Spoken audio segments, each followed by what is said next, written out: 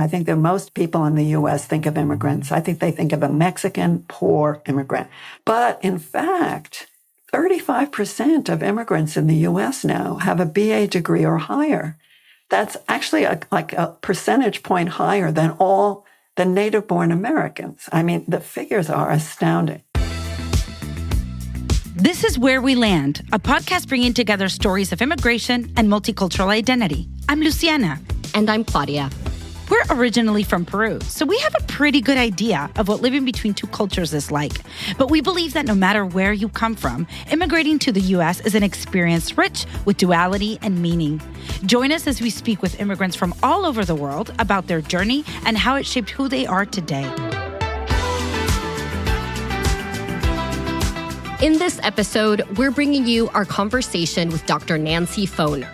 Dr. Foner is a distinguished professor emerita of sociology at Hunter College. She has studied immigration, race, and ethnicity in the U.S. and Europe for over 50 years. Dr. Foner brings with her a wealth of knowledge about how immigration reshapes societies and how those dynamics shape themes we talk about all the time on this podcast, like culture, language, and identity. She has authored and edited over 20 books, including her latest called One Quarter of the Nation, Immigration and the Transformation of America. We were so excited to have Dr. Foner on the podcast. Let's dive right in.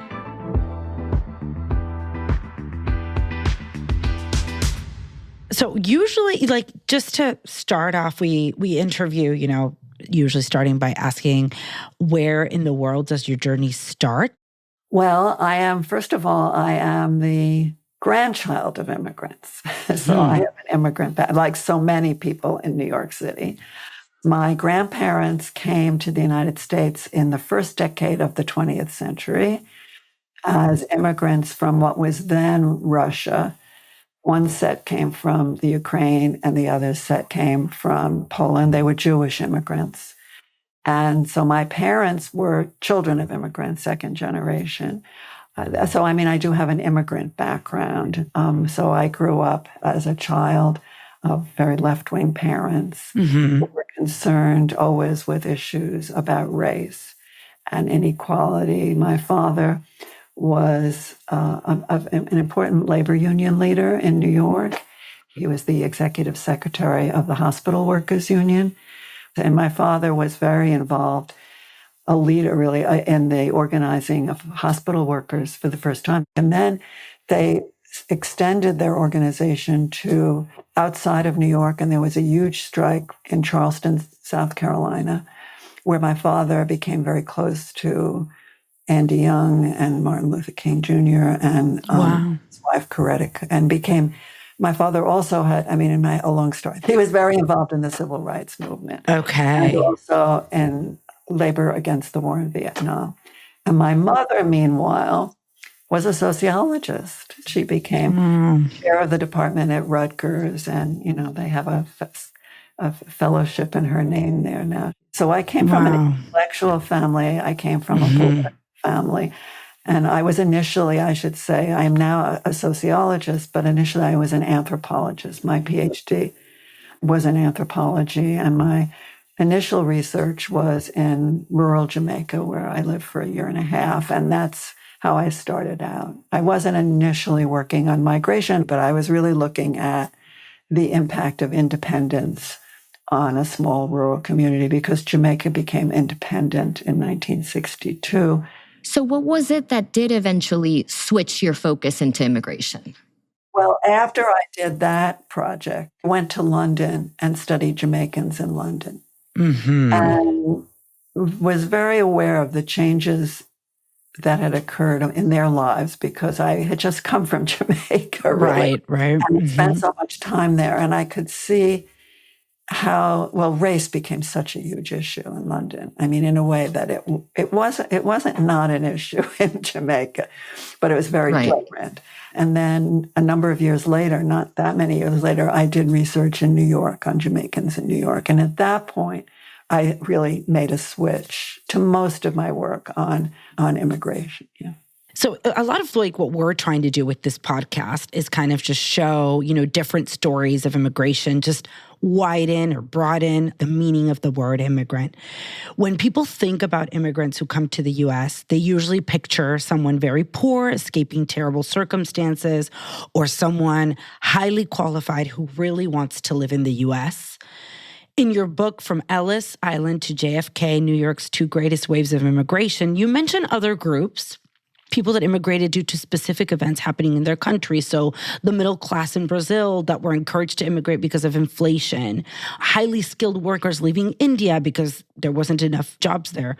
Since the book's publication over 20 years ago, with other groups that may not be so obvious to us, have you seen immigrants to the U.S. because of specific events, or do any come to mind?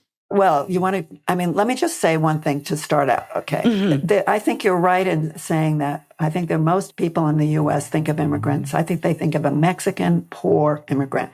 And of course, given Donald Trump, they probably think, they're a criminal, right? And they're eating dogs. Yeah. Yes. A very negative view. But the current one, yes. Mm-hmm. Right. So they have an image, though, of poor, right? Mm-hmm. But in fact, 35% of immigrants in the U.S. now have a BA degree or higher. That's actually a percentage point higher than all the native-born Americans. And if you look at certain countries, as you mentioned, the figures are astounding. Keep in mind, all right, all Americans, about a third, have a BA or higher. Mm-hmm. Indian immigrants, who are the second largest group in the country, 80% of adult immigrant Indians have a BA or higher. 80%. Wow. Nigerians, now we'll talk about Africans because those are new groups coming in the last decades. Something like over 60% have a BA or higher. Yes, you mentioned Taiwanese. A lot of the East Asian groups are very high in terms of the percentage. Over 50% of Taiwanese, over 50% of South Koreans. So yes, it's kind of amazing. I don't think most Americans really know that. Okay? Yeah. Mm-hmm. I don't think they know that. And yes, the groups have changed. But maybe a better way to say it is that there have been new groups coming. One of the big changes is the increase in African migration, which happened. They are now about 6% of all immigrants. That's, from like nothing. Right. Okay. So we see changes, for example, the Venezuelans. Now, they certainly have come because of events, right? Of course. Yeah. So that's a group. It's a combination. In some places, it's events, political events. Right. Hurricane, natural disasters, which stimulate a migration. Mm-hmm. Overwhelmingly, it's economic reasons, right? I can go back to my own fieldwork. This is, which I did in the late 1960s. I lived with a woman, a wonderful woman, who was a teacher in the community. She was a highly respected person. And not long after I came to New York, she came to New York. Why did she come to New York? She came to New York she retired from her teaching job early. So she got a pension. And she wanted the money to send her daughter, to help her daughter finish university. So what she did was she worked as a live-in domestic to elderly. It was a terrible job, her first job. Wow. Terrible. And she used to tell me, she would say, I knew that the worst, first of all, she wasn't documented when she first came, but it wasn't as serious an offense then, right? It was possible to change your status at that point. Right, okay. But she felt because she was undocumented, she couldn't tell the woman she was lived with or her family that she was undocumented, and that she couldn't tell them that she had been a teacher before. And that in some ways was the most painful thing for her. She had one day off a week, and she went and lived with her friends who had a house. She rented a room basically just to go there, one day a week so she could be with the people who knew her. And among those people, they knew she was a teacher. And yeah, it's interesting. I think that happens, by the way, to a lot when maybe Americans aren't so sensitive to that either, as to make that point that, right. They see somebody in a low status job and they think, oh, that's who they are. They've always had a low status job. Not true. No, that's right. Many immigrants had better jobs. The Mrs. Edwards, she was a middle class person, Right. and so that's very common. It's not uncommon. Yeah. It is very common. So it's very common, and so because she had English, but immigrants who come here and don't have English, they can't pass licensing exams initially, right? They may experience prejudice if they come here when they're in their middle 40s. If they're not, it's hard to start a career then. Yeah, the labor market doesn't look kind on you. No, it doesn't, and they don't have networks leading them to those kinds of jobs. So so a lot of immigrants are initially downwardly mobile, and what they hope for is that their children do better. Yeah. I mean, place a tremendous emphasis on that, right? Yeah. Your work has also touched on transnationalism, which speaks of the ties that immigrants keep to their countries of origin. In a 2008 article, you mentioned that assimilation and transnationalism are not mutually exclusive and often even coexist. But if they don't take away from each other, I'm very curious about this. Do they reinforce one another? Are they just like parallel experiences? What is the relationship between the two, if any? I mean, transnationalism is keeping up ties to the home country in various ways. And I don't think it impedes integration into the U.S. The evidence doesn't show it in terms of surveys and studies that people do become involved in the U.S. The question is, will they move back home? But the evidence doesn't really show it. And even though you can say, well, they're living in these ethnic communities, they're also becoming used to life in the United States. If they don't speak English on arrival, they're beginning to learn English. They're working, they're meeting people at work. Their children are going to American schools. I mean, they're changing. Inevitably, I think coming here leads to changes. So you're not just, the same. And the fact that you maintain ties to your home country, it's usually ties to your parents, to your close relatives. Yeah. So, you want to do that, right? And I also feel like this is just from my own personal experience, but even though it can feel at the beginning like maybe you're being pulled in two directions, like you want to keep the ties, but you want to make new friends here, you want to integrate, you want to find your people here. And it can feel like two opposing forces pulling you in different directions. But what I've discovered, at least for me personally, is if you like to feel rooted, if you like to feel connected to wherever that you've decided to settle, if you're someone that likes to feel connected to culture, feels like you have roots, well, I already have that in Peru, so I'm not going to let it go. But also, I'm spending all my time here. I want to feel rooted here. I want to feel connected to the culture here. I want to feel, so I'm going to want to try to have both and keep both. And you went back to Peru for education, from what you told me. But imagine if you came here as a child and then stayed and went to school in New York or Washington or wherever you're going to school, that you're going to have new friends and they're not always going to be from the country that you came from, right? Mm-hmm. The group that actually suffers the most from that, maybe suffers the most from that is no, but has the most difficulty, I think, in many ways, breaking out are Black immigrants. How so? Because of such intense Black-white segregation in America.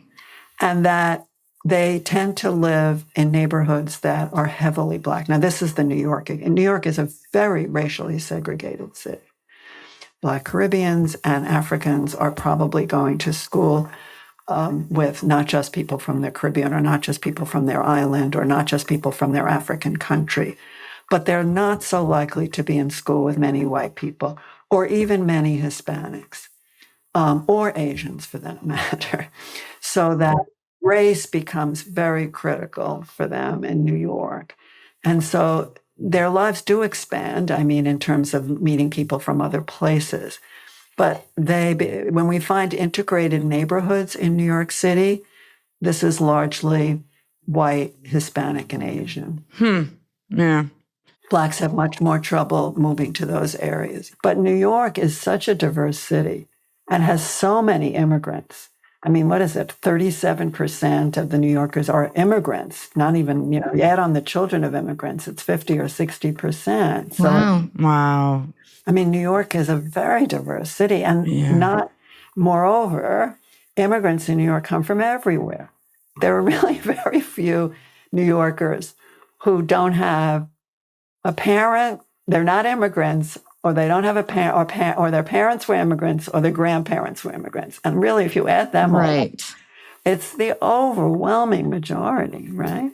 When I teach, at least, and the group, because I often give an assignment, interview an immigrant, and the group who have the furthest, who don't have roots in voluntary immigration, are African Americans, because African Americans in New York, their relatives undoubtedly mostly came up from the South, in the earlier part of the 20th century up until around that. And so they don't have those immigrant roots. That's one of the bigger groups in New York.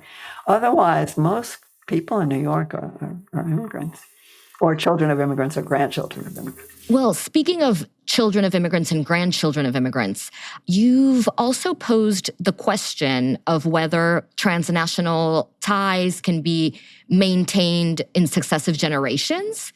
And I'm very curious about that because I'm an immigrant. I will one day have children. Luciana has 2 kids. And I'm sure we all want to instill in them our culture and keep that alive. Actively trying. Are there any preliminary indicators of is it possible to maintain this in successive generations? Does it inevitably just wear away? It doesn't disappear. Let's put it this way. I mean, people still, for example, say they're Italian in New York, even though it's Italian American and their ancestors came quite a while ago. And maybe they'll go back to Italy to look at their ancestral village, but they're pretty much American. I mean, their ties to the home country have faded. I mean, it doesn't mean that those ties are going to disappear and that they won't continue have an identity as, say, Peruvian, right? Sure, if you want, in your case, or, say Italian. But they may not speak Italian, right? Right. Because they won't be speaking it. But, people do. I mean, that's integration. Ultimately, people do integrate on the whole, into this country. Yeah. What if things got to be so horrible here that people want to leave? We've never thought of the U.S., at least in my lifetime, that way. I know. Right, as a place that people wanted to leave. When you're in the United States, people are not thinking, I got to leave, to do better. I mean, that's not how people think. On the other hand, who knows, right? Fingers crossed. It's not that it's Trump. It's possible that the economy won't be as strong, or that we won't be the world leader. Though, I mean, there are changes going on over time. So we don't really know that, right? Yeah. Switching gears a little bit into we talked a little bit about identity, and in Immigration and Changing Identities, you write about the difference between the identity categories immigrants prefer and those that are imposed to you by others. I find this very interesting. We've talked about it a little bit because sometimes the mismatch can be because of an assumption. You hear me speak Spanish, so you automatically think I'm, Mexican. Or it could come from having a different definition for a certain word, like tall, dark, handsome. Do you think... I have to explain the tall, dark, and handsome because that's coming from Peru. Most Peruvians have brown skin. It's just 50 shades of brown. So when you say dark, I automatically think, this has to not just be a non-white person. This must be a person with really dark skin. Until I saw a TV show where someone used the expression to describe the main protagonist as tall, dark, and handsome, and he was a very white man. Oh my God, yes. Just hair color, I think. Exactly. He was a tall, white man that happened to have brown hair. And I was like, I think we don't understand dark in the same way. I was just wondering, do you think this mismatch, this chasm of misunderstanding, do you think it will always exist? Can it be narrowed? Well, I mean, it's a complicated question because we're really talking about racial views of race. And they're changing in the U.S. to some, right? But they are changing. I mean, there is, I think, a greater acceptance of people who are not white, not white in American society than there had been, right? Especially in places like New York. It's different for different groups, right? And how they are viewed, right, from it. I mean, I come back to the West Indian case because I know it so well. I mean, they're seen by others as Black until they start to talk, right? And that's a big issue for them, okay? Because they feel they don't want to, that the stigma, they want to be seen as different. And so that's a case where they're emphasizing their ethnic background. They want to emphasize their Caribbeanness or their Africanness as a way to claim superior to American Blacks. So that's the case with them. And then, one of the cases that's very interesting, of course, is the Asian case. They still experience prejudice and they're very sensitive to that. However, that is a group, we say the Chinese, that went from, or the Japanese, I mean, they were in internment camps in World War II. They were seen as coolies. I can tell, and the Chinese, I grew up in Queens, I told you. In my neighborhood, it was Jews, Italians, and Irish. But the Irish was second. They were Irish American, Italian American, Jewish American. A Chinese family bought a house around the corner from me. And there was a petition to prevent them from buying that house. Oh, Can you gosh. Wow. Right. And they didn't buy it because who wants to live in a neighborhood where people are having Where people don't want to. keep you out? Gosh. Now, they were considered the yellow peril. There was tremendous prejudice against them. Tremendous. And now, yes, they're the minority. They've entered. They do very well. I think the rates of intermarriage with whites are very, very high. So that shows us that there can be change, right? Yeah. There's also something where I heard you and your co-author, Richard Alba, speaking about it. I think it was at Hunter College. And you guys mentioned the distinction between immigrants and minorities and how integration could maybe be easier when there's already like an established minority. That was my question, actually. Is integration easier when there's already a large established minority an immigrant can just fit into? Or does that not always translate into easier integration? It depends on, I guess, who the minority is. Right. Oh, and how it's viewed, right? And how that is viewed. Right. I was interested when you were talking, but there's a book by Thomas Jimenez he did research among Mexican Americans in the Middle West. Mm-hmm. And actually, they felt that the inflow of new Mexican immigrants, many of whom were undocumented, was kind of lowering their status. Oh, I see. Mm-hmm. Because they were then being identified with these undocumented, whereas they had been living there for, several generations already.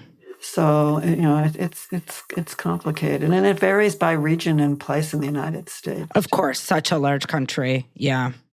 When we have guests who are immigrants on the podcast, we always ask them, do you feel more like your country of origin or do you feel more American? So in our case, we always speak about, do we feel more Peruvian or do we feel more American?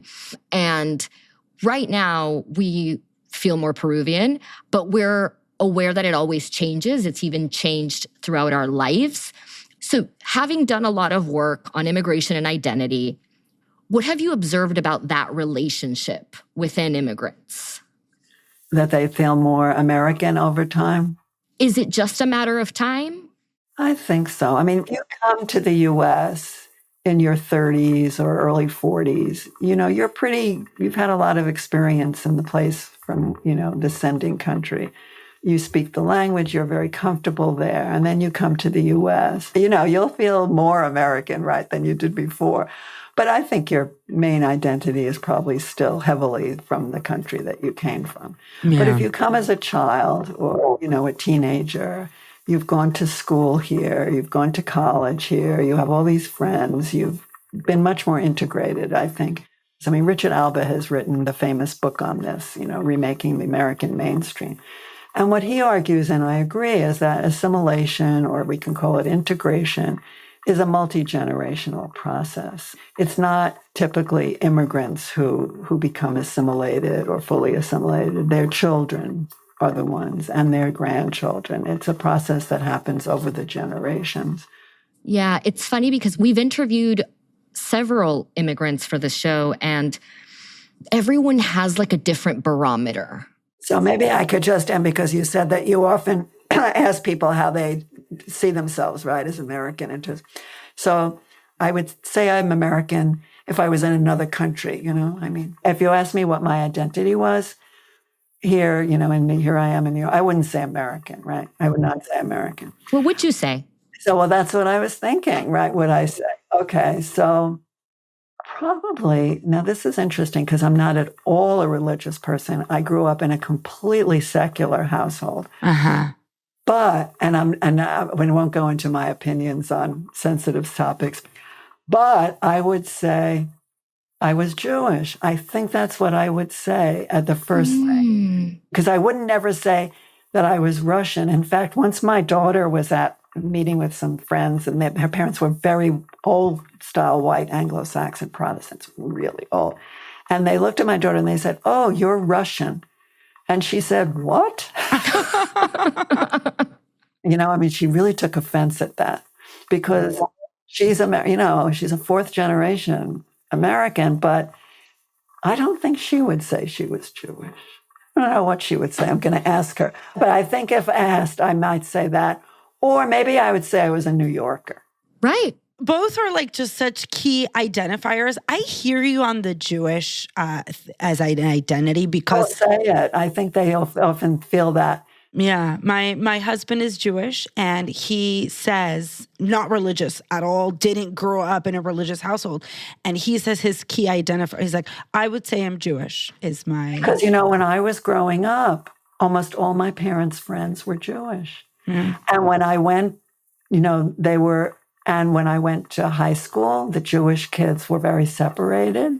It was very interesting, But yeah, anyway, so you've made me think about my own identity.